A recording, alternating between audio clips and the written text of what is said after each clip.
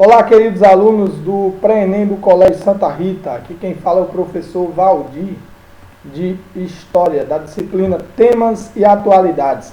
E hoje nós vamos debater sobre o tema As principais constituições ao longo da história do Brasil. Nós vamos debater sobre a questão da cidadania no nosso país, a exclusão política, como o acesso ao direito do voto e as formas autoritárias com o qual algumas constituições brasileiras tiveram características. Então, nós vamos iniciar a nossa aula 5, caderno 3 do Sistema Farias Brito. Para mais informações, vocês vão ler da página 112 até a página 121, Constituições do Brasil, disciplina Temas e Atualidades. Para a gente poder fazer essa abordagem, nós temos primeiro que estabelecer alguns diálogos essenciais para a compreensão do conteúdo. Primeiro, muita gente diz o seguinte: meu Deus, o Brasil é um país desorganizado. Enquanto os Estados Unidos tiveram apenas uma Constituição, a Constituição de 1787, primeira e única da história dos Estados Unidos, nós tivemos 7 constituições. E para alguns historiadores que consideram a emenda constitucional de 1969 como mais uma, dizem entre 7 e 8. Vamos optar aqui pelo número 7 constituições e vamos estudar cada uma delas. Professor, por que isso? Primeiro, que os Estados Unidos, ao se tornarem independentes, eles já adotaram logo de cara a forma de governo conhecida como república. Enquanto nós aqui no Brasil, nossa independência foi diferente da norte-americana. Nossa independência, nós fomos liderados por um filho de Portugal, ou seja, Dom Pedro I. O Brasil se tornou independente no dia 7 de setembro de 1822, com Dom Pedro I sendo líder do processo. E Dom Pedro I era o quê? Filho de Dom João VI, um filho português, comandando o nosso país. Então, claramente, nós observamos que a forma de governo adotada aqui foi diferente.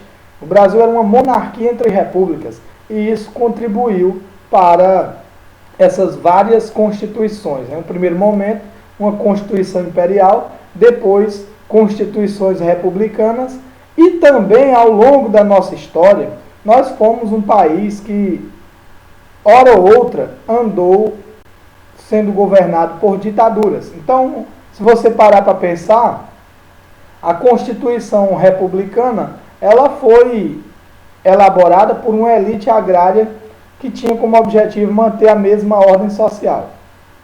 Então, já excluiu boa parte da população do direito ao voto. Um outro fator. Tivemos a Constituição de Vargas, de 34, mas logo em seguida uma outra Constituição autoritária, que foi a de 37, a Constituição da Polaca, que ainda vamos debater.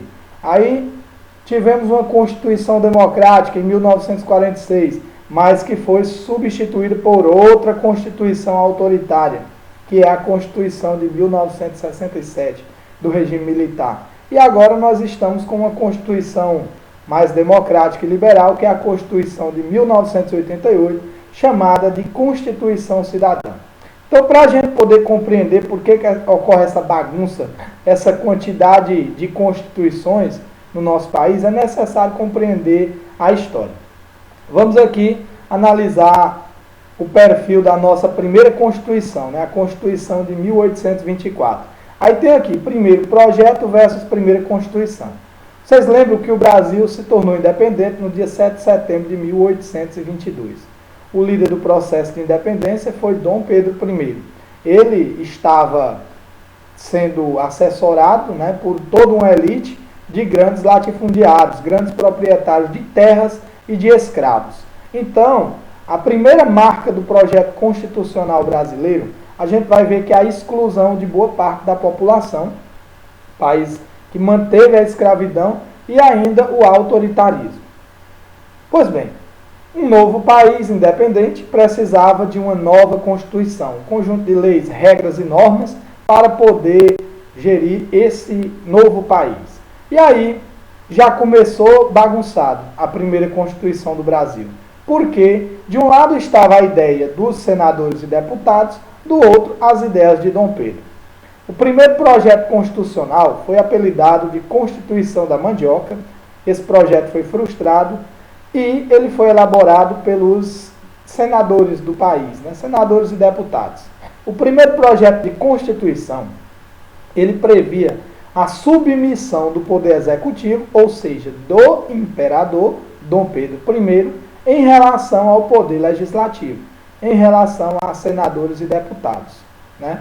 Professor, por que o nome Constituição da Mandioca? Porque só poderia votar para esse projeto e nessa Constituição quem tivesse uma renda que desse para comprar 150 alqueires de mandioca. É como se fosse uma forma de medir a renda do cidadão.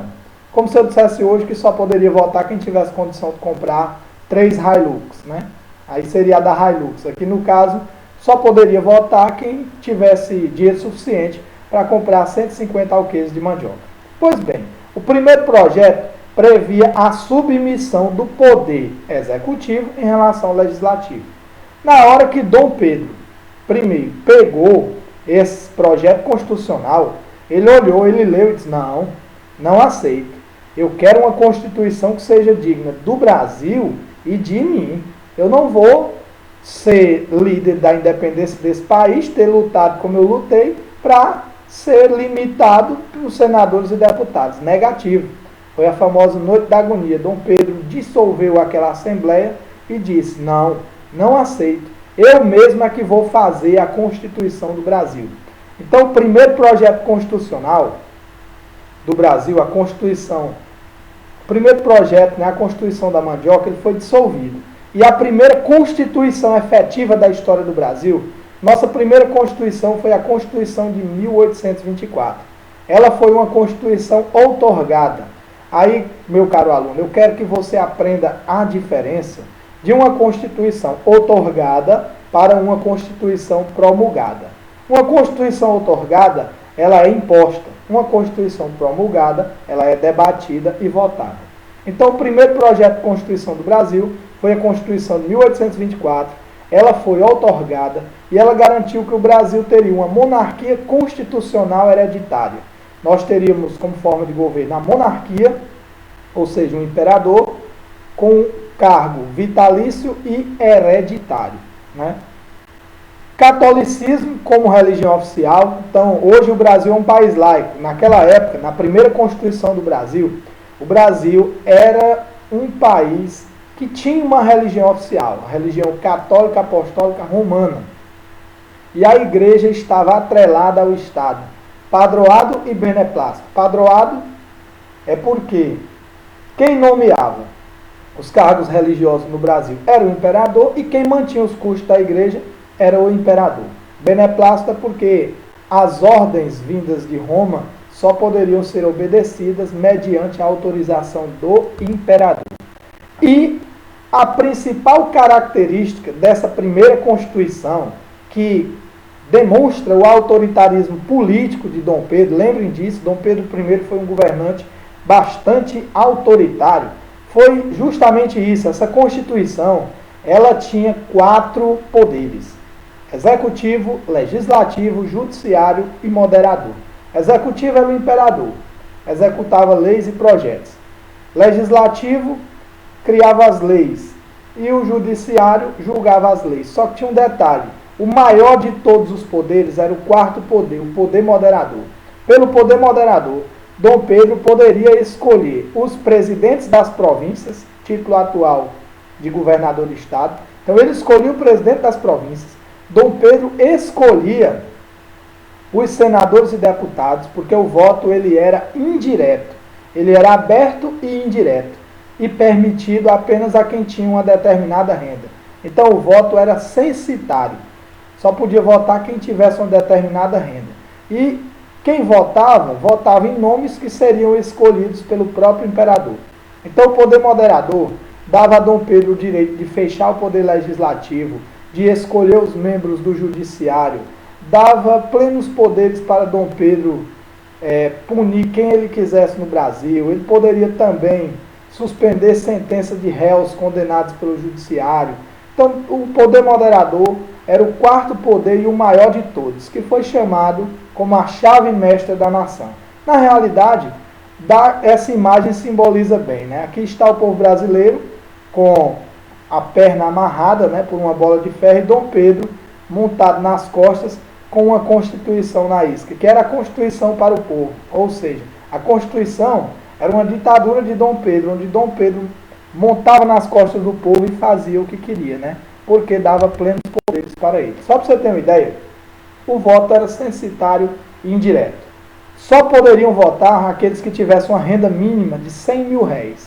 Era o mínimo para votar, ser eleitor de primeira instância. Aí, o eleitor de segunda instância tinha que ter 200 mil réis. Para ser candidato a deputado, 400 mil réis. E para ser candidato a senador, você só poderia se tivesse uma renda de 800 mil réis. Então, resumindo, não era como hoje. Hoje qualquer um pode se candidatar. A gente sabe que se candidatar não é sinônimo de vencer, né? Tem muita coisa por trás da política. Mas hoje qualquer um pode se candidatar. Naquela época da primeira Constituição, você tinha que ter uma renda mínima. Aí está aqui a Constituição de 1824, quem votava. Só para você perceber como a cidadania, né, a palavra cidadania não poderia ser aplicada nessa Constituição. De cada 30 homens, também só podiam votar os homens, né? O voto era masculino, censitário, aberto e indireto. De cada 30 homens, 14 eram escravos e não podiam votar. Dos 16 livres, 10 não tinham renda suficiente para votar. Dos 5 restantes, 5 votantes escolhiam um único eleitor que votava nos deputados e senadores. Após essa lista, Dom Pedro analisava, votava em possíveis nomes, Dom Pedro olhava os 3 nomes mais votados e escolhia quem ele queria. Então dá para você perceber que a primeira Constituição ela foi muito excludente e autoritária.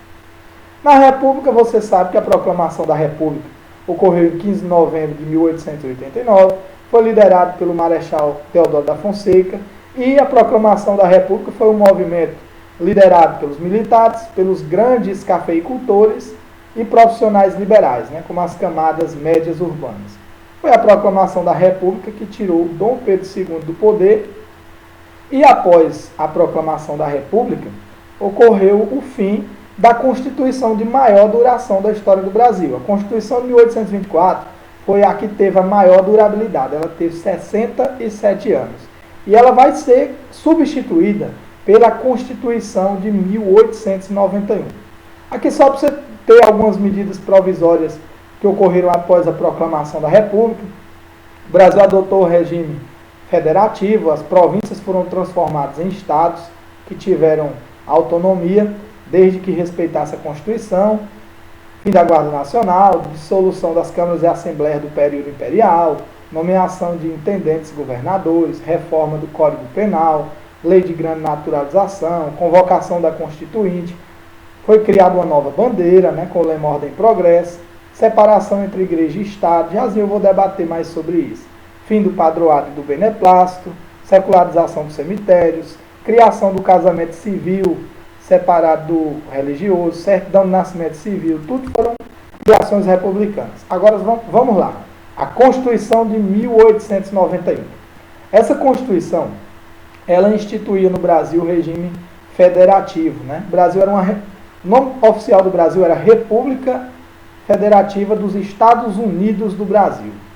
Então era uma república federativa com autonomia para os estados. Olha só a diferença. Enquanto a Constituição do Império, a de 1824, tinha 4 poderes, a Constituição de 1891 tinha 3 poderes: executivo, legislativo e judiciário, sendo o legislativo bicameral. O que é que significa isso, cara aluno? O legislativo tinha 2 câmaras, Câmara dos Deputados e Senado. Aqui os principais pontos dessa Constituição. Aí nós vamos mais uma vez para a questão da cidadania. Em relação à cidadania, a gente vai ver também a marca da exclusão. Porque o voto, por essa Constituição, o voto era aberto e só podiam votar os homens maiores de 21 anos, desde que fossem alfabetizados. Olha aí o detalhe, a alfabetização. Só para você ter uma ideia, nessa época, 90% da população brasileira era analfabeta, ou seja, não sabia escrever o próprio nome. Aí você tira os analfabetos. Quem eram os outros excluídos? Analfabetos, mendigos, mulheres, soldados de baixa patente, padres, né? Que é os membros de ordens religiosas. Então, meus amigos, só para você ter uma ideia, de cada 100 eleitores, só poderiam votar entre 3 e 5, é que estavam aptos, né? E detalhe, os poucos que poderiam votar ainda estavam sujeitos a um mecanismo que o voto aberto criou, que é o famoso voto de cabresto. Você já estudou sobre as eleições da Primeira República, você vai ver que foi através do voto aberto que se desenvolveu o coronelismo, o domínio dos grandes proprietários rurais na política brasileira e principalmente o voto de cabresto, que é o voto no qual o eleitor ele é induzido pelo coronel a votar no candidato que o coronel deseja. Então o voto de cabresto é o voto no qual o eleitor é controlado, é induzido, é pressionado pelos coronéis. Era comum em dia de eleição capangas e jagunços acompanharem os eleitores até a urna e pressionarem pelo seu voto. Então o voto era aberto, as eleições eram diretas, né? Eleições diretas para os cargos públicos, presidentes, né? Para governadores e etc. A Constituição elegeu indiretamente o primeiro presidente, que foi o Marechal Deodoro da Fonseca, e o seu vice, Marechal Floriano Peixoto. Agora nós vamos trabalhar uma outra época, a Era Vargas, né, que é de 1930 a 1945. Você sabe que Getúlio Vargas foi o presidente do Brasil. E como eu mencionei nas aulas anteriores, sem nunca ganhar uma eleição. Chegou ao poder em 30, através da famosa Revolução de 30, um golpe que retirou Washington Luiz do poder e impediu a posse de Júlio Prestes. Em 1934, ele foi eleito de maneira constitucional. O grupo que elaborou a Constituição de 34 tinha o direito de escolher o futuro presidente, foi eleito dessa forma, e em 37 deu um golpe de Estado, o Estado Novo, e ficou até 45. Agora vamos destacar a Constituição de 1934. A Constituição de 34, ela já foi uma Constituição, promulgada, ou seja, escolhida. A gente viu aqui, ó, a Constituição de 1824, ela foi outorgada, ela foi instituída de forma autoritária. A Constituição de 1891 e 1934, até aqui, elas foram promulgadas, ou seja, eleitas de forma democrática por uma Assembleia Constituinte.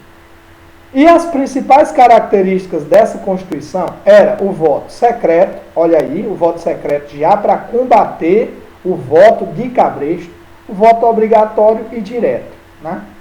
O voto, segundo essa Constituição, poderiam votar, o voto era universal, poderiam votar homens e mulheres maiores de 18 anos, desde que fossem alfabetizados. Mais uma vez, a Constituição tinha também um caráter excludente, porque boa parte da população brasileira ainda continuava sendo analfabeta.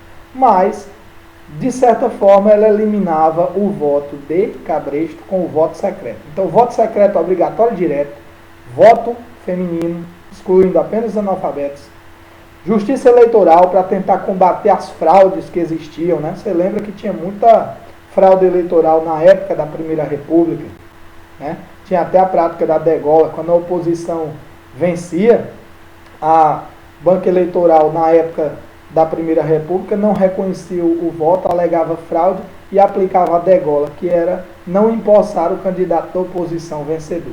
A gente viu muito isso, né? Então, justiça eleitoral, para combater as fraudes. Fraude teve muito, né? Você viu na Primeira República a política de café com leite, a política dos governadores, coronelismo, voto de cabresto, clientelismo político, né? As fraudes eleitorais, como alistamento de defuntos, tinha contagem errada de votos, a adulteração do registro de menores. Então a justiça eleitoral foi criada para combater tudo isso. Corporativismo, sindicatos estavam vinculados ao governo, né?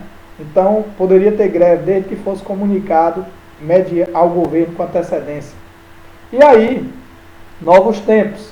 Cada Constituição ela se adapta aos novos tempos.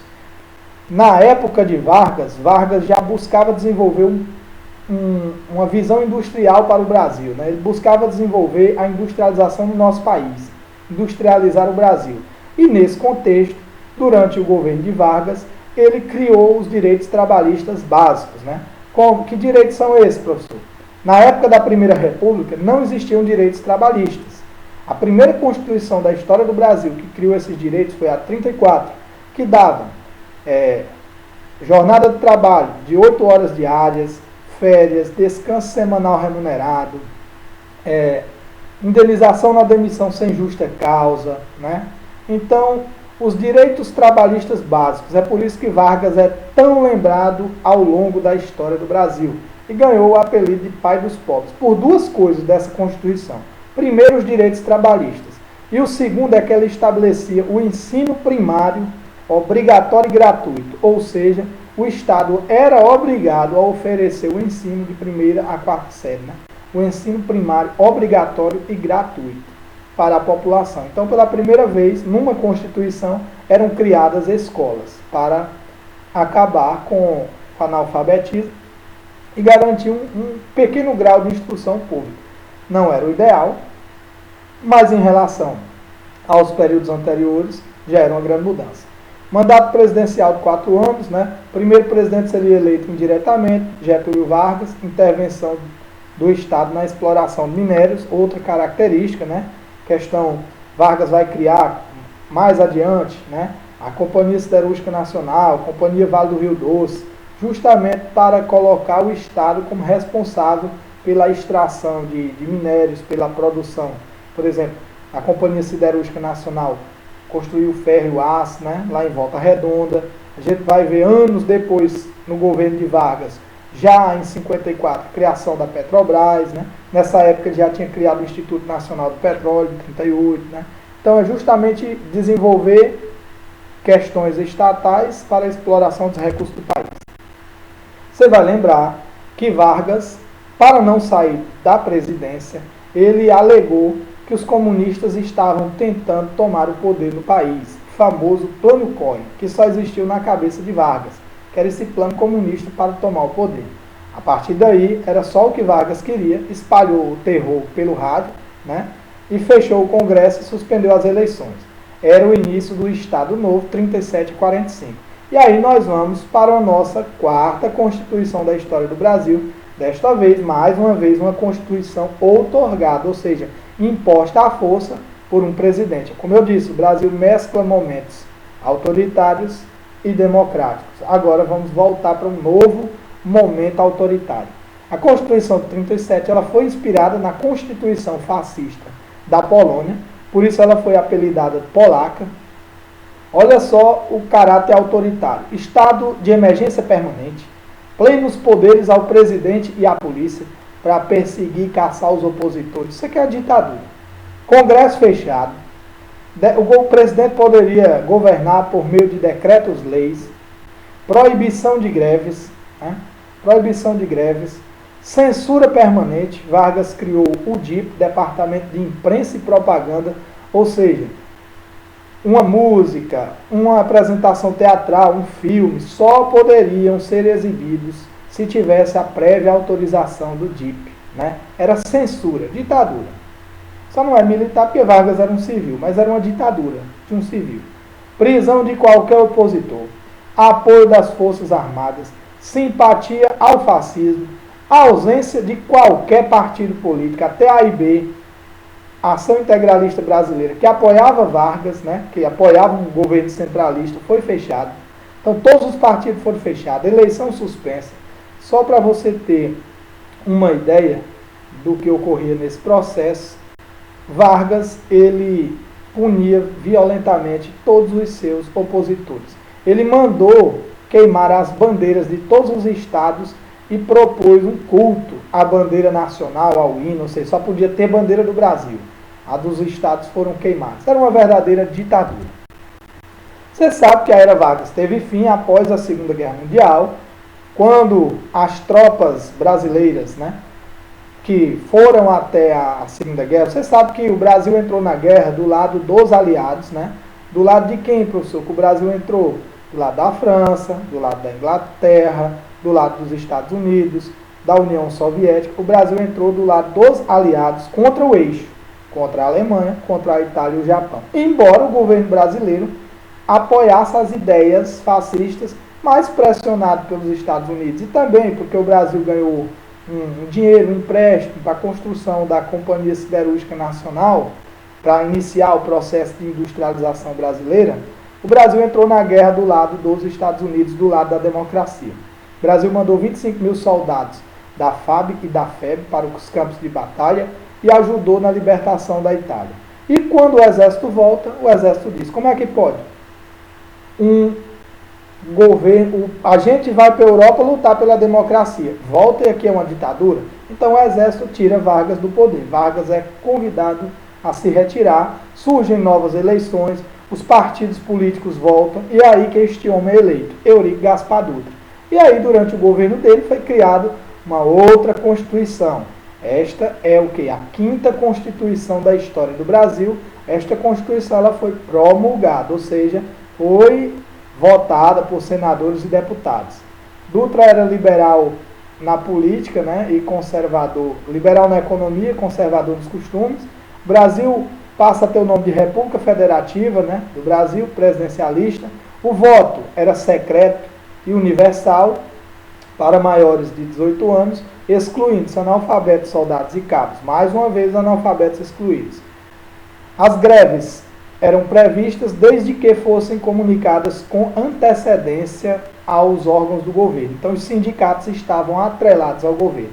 Mandato presidencial de 5 anos, e aqui liberdade partidária existia, mas está uma interrogação, porque o Partido Comunista Brasileiro ele foi fechado. 46, 64 é o auge ali do que a gente vai ver do início da Guerra Fria. Então, na época, Estados Unidos e União Soviética disputavam a hegemonia internacional, o domínio, quem seria a maior potência do planeta, e aí os Estados Unidos pressionaram o governo do Brasil a ter um partido, um lado. O Brasil apoiou os Estados Unidos na Guerra Fria e, só para você ter uma ideia, o Brasil retirou a embaixada da União Soviética, suspendeu toda e qualquer relação diplomática com a União Soviética, e o Partido Comunista Brasileiro ele foi o quê? Fechado. Né? Por isso está aí liberdade partidária. Existiam vários partidos, menos o Partido Comunista. Então é só para você ter uma ideia dessa 5ª Constituição. Regime militar, 1964 a 1985.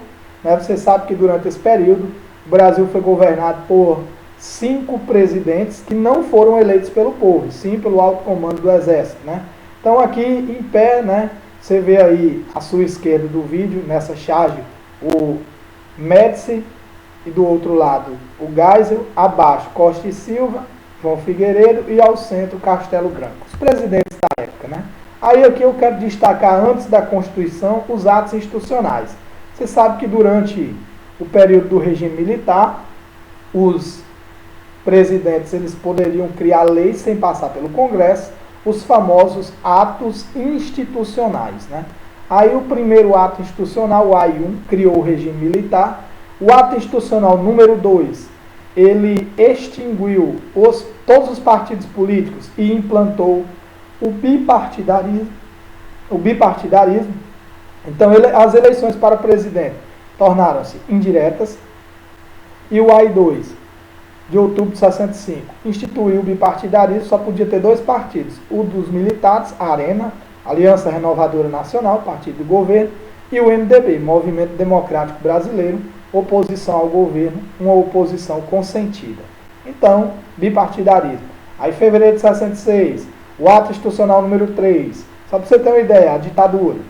Né? As eleições para presidente já eram indiretas, o povo não votava. Pelo AI-3, as eleições para governadores e prefeitos das capitais e cidades estratégicas tornaram-se também indiretas, ou seja, o povo não podia votar, eram pessoas escolhidas pelo presidente. O ato institucional número 4 convocou aquilo que nós conhecemos como a 6ª Constituição da história do Brasil, né? Que é a Constituição de 1967. Aí agora nós vamos falar dela. O que a gente mais pode falar da Constituição de 67 é que ela foi uma Constituição também autoritária, que garantiu uma hipertrofia do poder executivo, ou seja, uma força, uma concentração de poderes na figura do presidente, do general, né, do ditador presidente da República. Criou a Lei de Segurança Nacional e a Constituição de 67 foi uma Constituição autoritária. Essa Constituição ela se caracteriza como semi-outorgada, porque o Congresso ele foi aberto, mas ele foi aberto só para aprovar o projeto dos militares. Né? De certa forma é outorgada. Semi-outorgada porque ainda passou por um Congresso manipulado, entendeu? Aí, uma outra coisa que eu quero destacar, o pior de todos os atos institucionais, né, o ato institucional número 5, maior instrumento de repressão da ditadura militar, que dava ao presidente o direito de fechar o Congresso Nacional, né, por tempo indeterminado, por um ano, suspensão do habeas corpus, podia cassar mandatos de parlamentares, suspender por 10 anos de direitos políticos qualquer pessoa, poderia reprimir, prender, torturar, podia demitir juízes e funcionários públicos, né, concursados, transferir, remover, tanto juízes como funcionários públicos. Então dava plenos poderes ao presidente. Aí o que muitos historiadores consideram como uma sétima Constituição, mas não, né, foi uma emenda constitucional número 1 de 69, que inseriu o AI-5 dentro da Constituição de 67. Resumindo, a emenda constitucional número 1 de 1969 dava ao presidente, né, o direito de governar com as normas do AI-5. Resumindo, o AI-5 foi inserido dentro da Constituição, que é a emenda constitucional de 67, mais uma vez caracterizando o autoritarismo. Aí aqui, para a gente finalizar a nossa aula, a nova Constituição do Brasil e atual, a sétima, essa foi uma Constituição promulgada, ou seja, debatida, votada. Ela ocorreu durante o governo de Sarney, né? Sarney foi eleito de 85 a 90, do PMDB, chegou ao poder com muita desconfiança, porque Sarney fazia parte da Arena e do PSD, partido que surgiu, veio da Arena após a extinção do bipartidarismo em 80.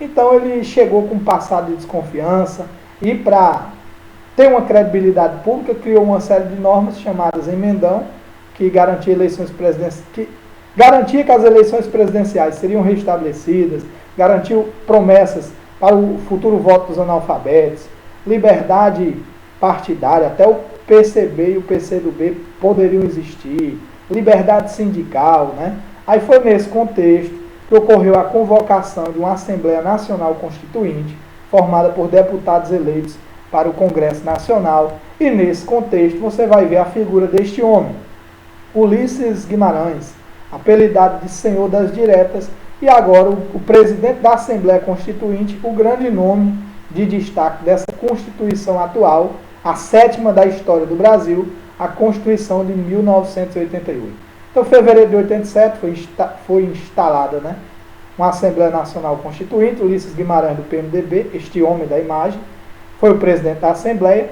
Em outubro de 88 a Constituição ficou pronta, a nova Constituição, que ganhou o apelido de Constituição Cidadã, porque ela tinha, entre vários dos seus artigos, a preocupação com as questões sociais, né? Foi a primeira que instituiu o direito de voto aos analfabetos. Foi uma Constituição que se preocupou com a questão do racismo, né? Para transformar em um crime inafiançável e imprescritível. Se preocupou com questões trabalhistas, com questões ambientais. Por toda a sua amplitude, a Constituição de 88, criada durante o governo de Sarney, e a atual Constituição do Brasil, foi chamada de Constituição Cidadã. O que é que ela instituía, professor? Eleições diretas e secretas a todos os níveis, para todos os cargos públicos. Mandato presidencial, né, de 4 anos. Né? 5 anos foi o Sarney, aí foi substituído pelo mandato de 4 anos. Então hoje a gente sabe que o presidente é eleito de 4 anos. A Constituição Cidadã também estabelecia o voto facultativo para analfabetos e menores entre 16 e 18 anos. Então, o que é o voto facultativo? Se você tem entre 16 e 18, você só vota se quiser. Você tem esse direito de escolha, de votar ou não. Os analfabetos também, e os maiores de 70 anos também tem o voto facultativo. Quem tem mais de 70 anos só vota se quiser. O voto é obrigatório para quem tem entre 18 e 69 anos. Né? Então, eleições para cargos executivos em 2 turnos, criou a ideia do segundo turno, né? Você sabe que se um candidato a presidente não tiver 51% dos votos, né? Ele pode ter, um exemplo, ele pode ter 49 e o segundo colocado ter só 15. Mas se o presidente não obtiver 51% dos votos válidos na eleição, aí tem segundo turno. E o segundo turno também existe para cidades com mais de 200 mil habitantes. Professor, por que Pix não tem segundo turno? Porque não tem mais de 200 mil habitantes. Agora já São Paulo, Rio de Janeiro, essas cidades, aí tem segundo turno. Eleições para prefeito, né? Habeas corpus estava garantido esse direito. Fim da censura, né, à imprensa, aos meios de comunicação. Ou seja, um grande salto para a democracia no país, né? Porque a gente só tem uma democracia com uma imprensa livre, né? E mostrando a realidade do que ocorre no nosso país, a sujeirada toda, né? Então, fim da censura, liberdade para as produções artísticas, liberdade de expressão, de crítica, de opinião, direito de greve foi instituído, férias com adicional de 1/3 no salário, multa de 40% do valor do FGTS em caso de demissão sem justa causa, ou seja, foi demitido sem justa causa, recebe 40% do fundo de garantia por tempo de serviço, licença maternidade 120 dias para a mulher e paternidade 4 dias para o homem, seguro-desemprego, né? Seguro-desemprego, entre outros fatores, né? Então aqui também eu quero destacar a questão trabalhista, né? A jornada de trabalho de 8 horas diárias, 44 horas semanais, né? 13º, tudo isso são uma garantia constitucional. Então, devido a toda essa amplitude, a Constituição de 1988 ganhou o apelido de Constituição Cidadã, né?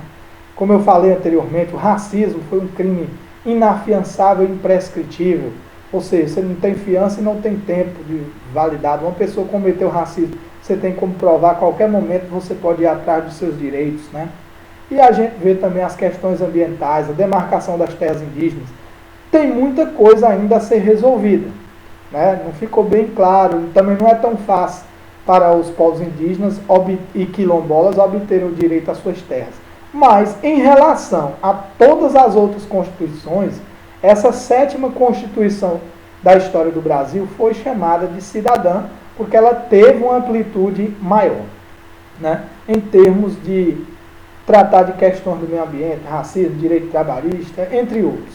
E aí, com isso, a gente finaliza a nossa aula sobre as 7 constituições da história do Brasil.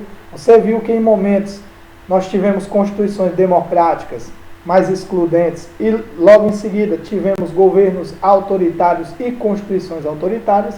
E aqui a última constituição da história do Brasil, a atual, né? Constituição de 1988, que foi criada há 32 anos atrás e é a Constituição Cidadã.